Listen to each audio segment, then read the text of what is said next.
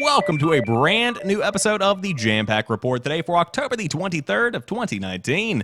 Of course, my name is Samuel Adams, and this is the Jampack Report, a daily gaming news podcast meant to bring you the hottest stories from around the industry. You can find the show on youtube.com/SamuelAdamsMedia or subscribe on a podcast feed of your choice, which are all available through anchor.fm/JampackReport if you did want to give that link a look. But today we are talking about BlizzCon 2019 because the official schedule has been revealed and 6 main stage mystery announcements make for a pretty big show.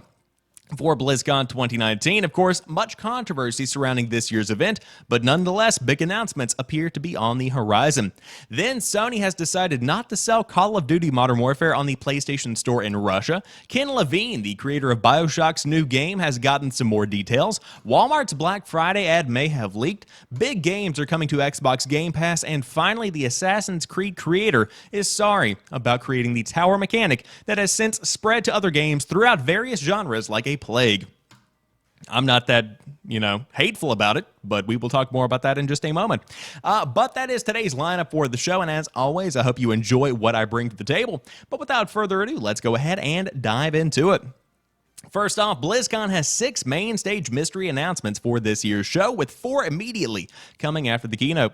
BlizzCon is going to be a hoot this year. We can expect a discontent crowd after Blizzard's misguided handling of the Hearthstone Hong Kong thing, but we can also expect Blizzard to grovel for forgiveness, pulling out all of the stops to win over its fragmented player base. It would not be a good year for a slow and unremarkable BlizzCon. That probably won't be the case. Blizzard just released the BlizzCon schedule, and there's reason to believe it will be full of announcements. After the opening ceremonies on Friday, November the 1st, there's a 4-panel block of back-to-back-to-back-to-back unrevealed sessions on the main stage. On Saturday, there are 2 more similar main stage mystery panels. They are presumably all going to be focused on news that's announced during the keynote. Potential topics include Diablo 4, Overwatch 2, Warcraft 3 Reforged, a brand new World of Warcraft expansion, and potentially Diablo 2 Remastered. There are a lot of rumors floating around, but in a vacuum, there is a good chance it will be a banner year for BlizzCon, a show with more reveals and surprises than usual. Given the current climate, however, all of that might not matter much. If nothing else, it will be interesting, to say the least, and that, of course, is coming to us from Destructoid. But with that being said, BlizzCon 2019 is going to be a very controversial year. Of course, they have primed the event to be one of the biggest in the recent history of BlizzCon, because last year's event did not exactly win fans over. Of course, we were expecting the reveal of Diablo 4, which would have been a huge deal, but instead we got Diablo Immortals, which is basically a mobile game that has yet to come out, and so therefore you had a lot of people kind of with a bad taste in their mouths around that entire event, and so that specific moment kicked off an entire year of Blizzard kind of going up and down in the media. Of course, you had the reveal and the subsequent release of World of Warcraft Classic, which did win a ton of fans over. In fact, WoW Classic was one of the biggest games of the summer, and specifically of August 2019.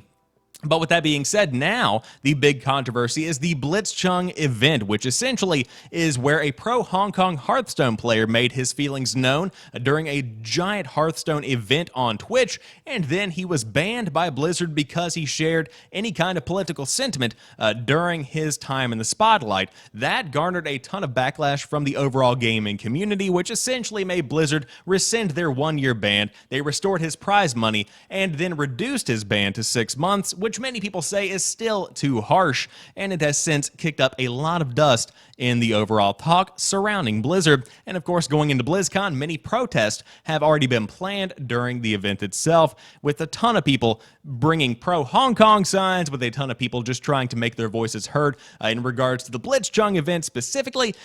It's a big mess. I would hate to be a PR guy for Blizzard right now.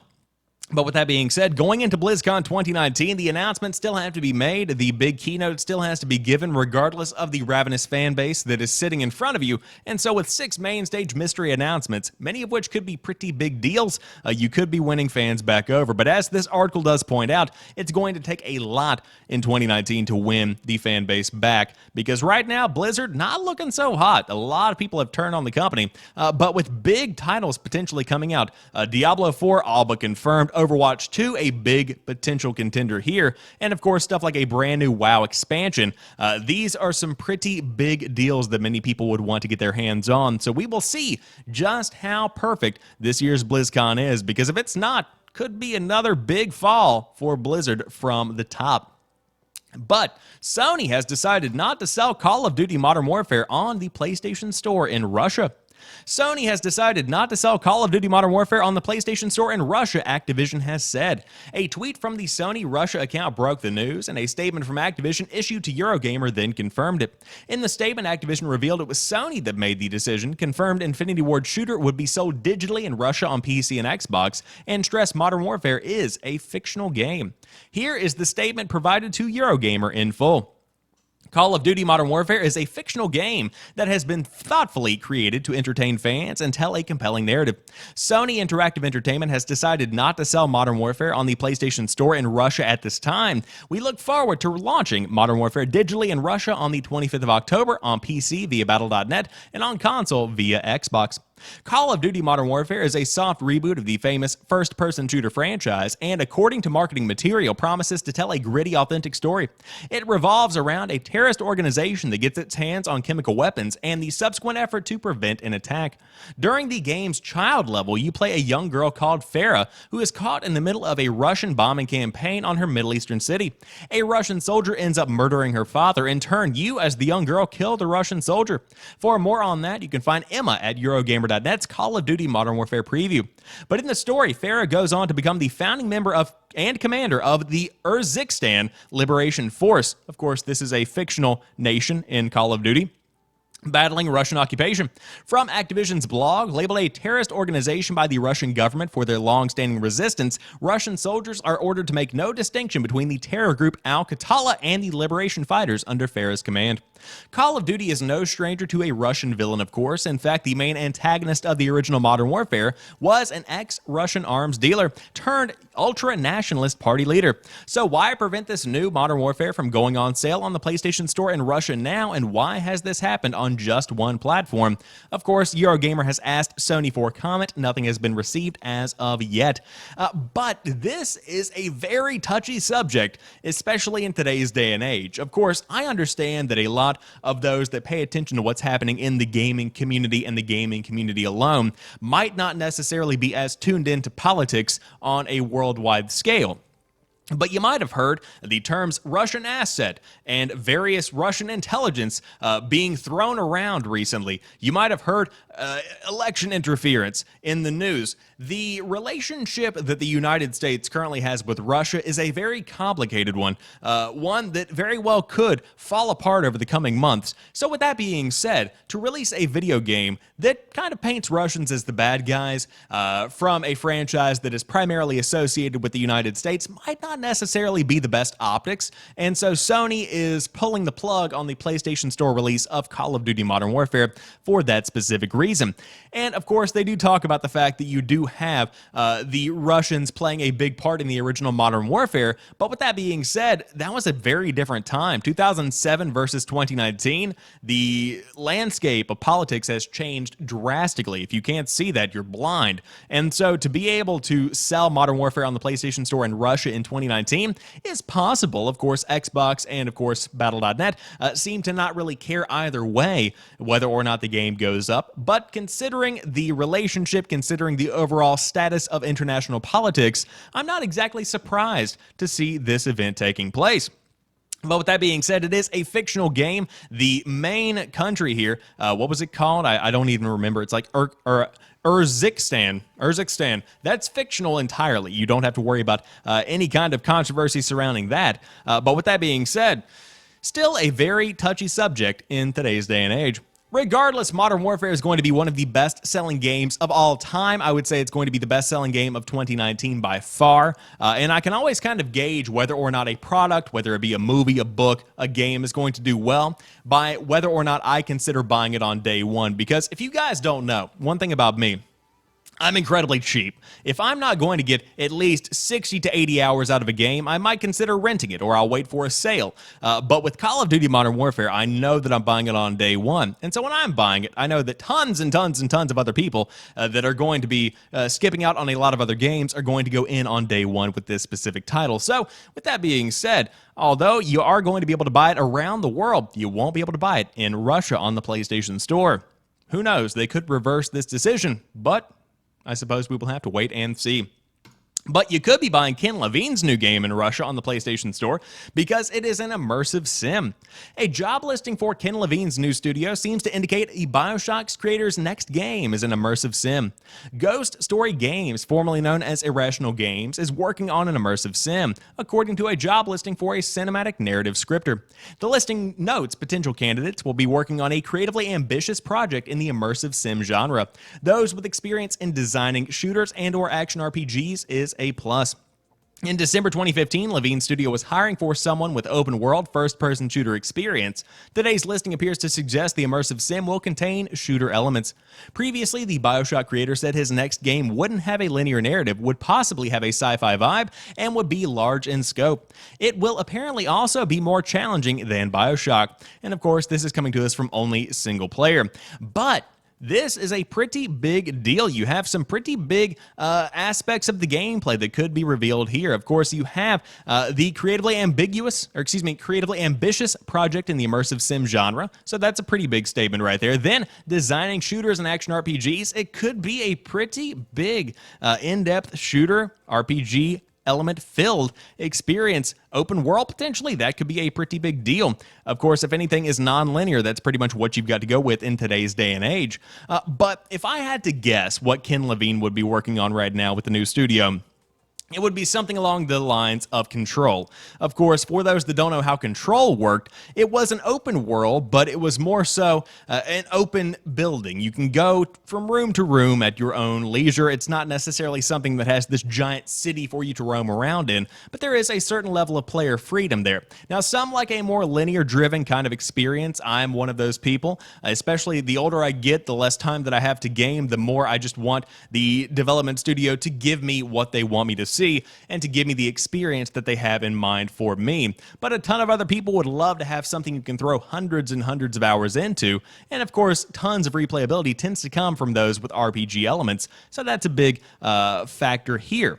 But with that being said, I'm excited to see what the creator of BioShock is up to next because, man, BioShock, that is some of the most atmospheric, top-tier gameplay that I have ever experienced in my life. From, of course, the original BioShock 1 and 2, which I think are the peak of the series, to Infinite as well. Some really, really good stuff there. If you haven't played BioShock, you really should. All of the games have come out now for the modern generation of consoles, and of course, also on PC. But with that being said, I'm sure this game is years out. It will be inevitably a next-gen title, so don't hold your breath for an announcement. But with that being said, looks like you could be getting a pretty big shooter action RPG element-filled experience from Ken Levine. But if you do want to play games on a modern console, but not necessarily the next gen, Walmart could hook you up for Black Friday. This is coming to us from that one guy who on cheapassgamer.com, one of my favorite sites that I've been using for years.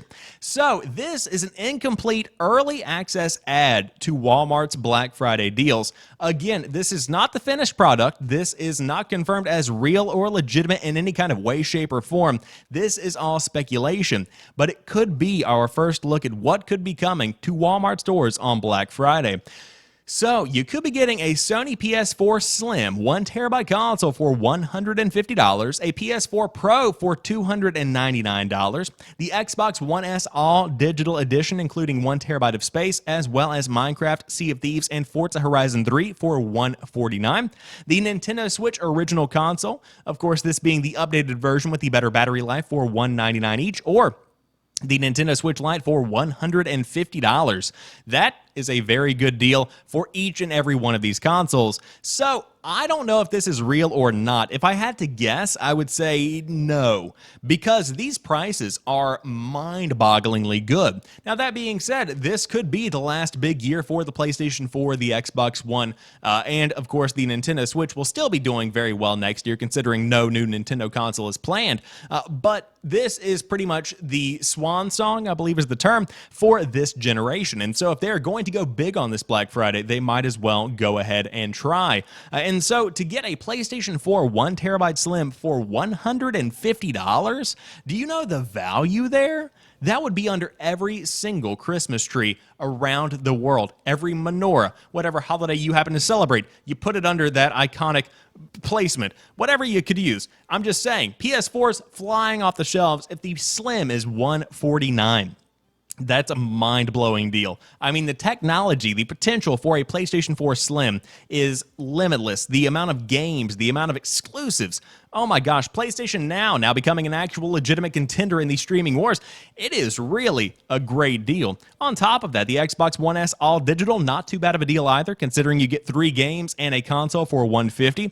If I had to pick one of these that I would go in for on Black Friday, hands down the Nintendo Switch Lite. For $150, you get a handheld-only version of Nintendo's console that lets you play every single big title, of course, aside from stuff like Ring Fit Adventure, on the Nintendo Switch in a handheld format.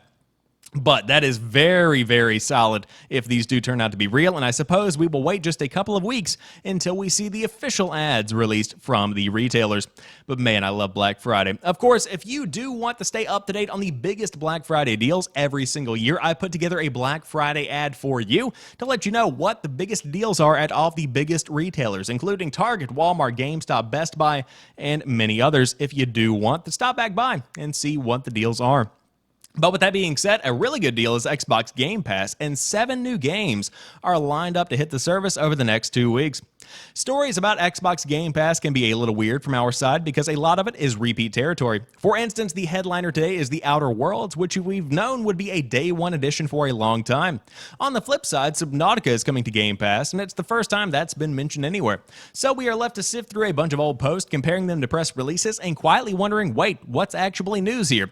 The answer, everything has a date now. Whether it's just being announced now or we've known about it for some long past inside Xbox stream, now we know exactly when these titles are coming to Xbox Game Pass. So here is what the next 2 weeks on Game Pass looks like.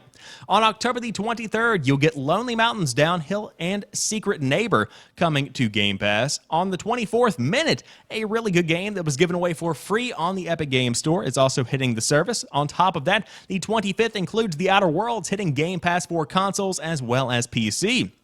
Then, on the 29th, After Party is coming out on LEGO Star Wars 3, or at least on October the 31st, Halloween, you will get LEGO Star Wars 3, and Subnautica is launching on November the 7th on Xbox Game Pass. And so, of course, the standout from this list is inevitably going to be The Outer Worlds, which is generally hovering around an 8.5 and 9 out of 10, somewhere in that range on many people's ratings. And, of course, launching day and date on Xbox Game Pass, as well as Game Pass for PC. So that's the one to check out if you do have the service. Of course, I've heard really good things about Lonely Mountains Downhill. I've heard fantastic things about Minute. Many games worth checking out here. After Party, I think, is this game where you play as 2 people who go to hell, Milo and Lola, and they have to essentially beat the devil in a drinking game to get out of the hellscape they find themselves in. A very cool game that I'm excited to dive into as well. Now, of course, the streaming wars, as I said, are heating up because you do have this service that doesn't necessarily stream games, but does give you access to tons and tons of Xbox games every single month. And now PlayStation Now, a comparative service, is cheaper overall, and on top of that, you get more bang for your buck because 300 plus games included on that service as well. So, of course, we will see how Xbox steps up their game, but man, it is one of the best deals in gaming to have Xbox Game Pass, especially considering big games like The Outer Worlds are hitting day and date. Oh yeah, baby. Oh yeah. But to round out today's show, Assassin's Creed's creator is sorry about all of those towers. Patrice... Oh God, Decelitus. Oh Jesus, I massacred that. Game director of the original Assassin's Creed and more recently Ancestors: The Humankind Odyssey is very sorry for being responsible for all of those towers you have had to climb over the last decade. During a panel at EGLX, the creator was asked if he saw himself as stuck with always being known as the Assassin's Creed guy, even though he left the series before finishing Assassin's Creed Brotherhood. Prior to Assassin's Creed, he was also the game director for the superb Prince of Persia: Sands of Time. I don't know, man. Honestly, I don't know. He said, a little bit. If you are going to spend years on something, I hope that happens. But he does feel responsible for starting the trend of making towers a feature of every open world game. Everything from Breath of the Wild to The Crew. Breath of the Wild. Wow, that was a game where you could do anything once you finished the first half hour or so. Now you're just going to climb towers and unfog the rest of the map. Sorry, it's my fault. He's still making games about climbing stuff, though. Ancestors: The Humankind Odyssey predates the existence of any kind of buildings, but what are trees if not nature's towers? And Ancestors is covered in them. They're a lot easier to fall off of than climb, however, and despite the legacy of Assassin's Creed, it's a surprisingly awkward game, they say at PC Gamer. But with that being said, Assassin's Creed's tower mechanic I always found to be quite charming. I thought it was a really good way to kind of get a gist of the map, and of course it did bring you into that world where instead of just having the entire map unlocked, knowing exactly where you were going, if you ended up going to Damascus, for instance, you have to climb a tower to know exactly what's happening in Damascus. It made sense for me. Now, with that being said, I think it makes sense for a lot of open world games, and I personally am a big fan of it. But, of course, the creator himself saying he is sorry for creating that much controversial mechanic that has been included in many open world games to date. And, of course, I apologize again for the massacring of his name, Decelitus. Oh, Jesus, I'm so... that's just... Yeah, we're going to end it there. But that rounds out today's episode of the Jampack Report. Of course, as always, I hope you enjoyed today's show. And if you did, come back tomorrow for a brand new podcast. But subscribe on YouTube, find the show on a podcast format, or follow on medium.com/JampackReport for a written digest. But until tomorrow, you guys have a phenomenal rest of your day. I will talk to you soon, and peace.